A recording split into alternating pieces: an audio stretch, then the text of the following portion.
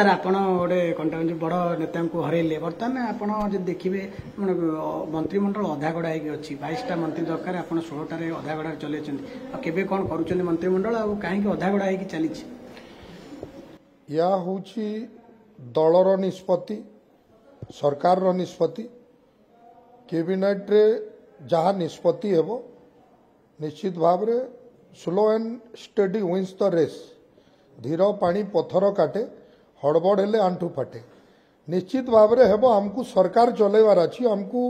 खाली पद पद भी नहीं करी चलेबार नहीं ओडिशार लोकंकर 4 कोटी 25 लक्षंकर सरकार केमती भल चलिबो सही हिसाब रे ज्ञान लगे कि चलेबे निश्चित भाव रे सबु हेबो संपूर्ण समय को अपेक्षा करने को पड़े आपन से गुरु दायित्व दि जाए मंत्रिमंडल सामिल करा जाए कहला नुआ वर्ष पर नुआ रूप बीजेपी सरकार नब निश्चित भाव रे जो भली हाईकमांड दायित्व नेबे जो भली दायित्व देवे आम निश्चित भाव रे से दायित्व को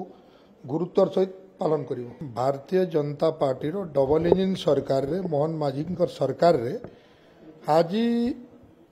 8 मास भितरे जो भली काम होइछि जो भली विकास होइछि भारत स्वाधीन हला दिनठू एभली केबे कार्य हेइ नथिला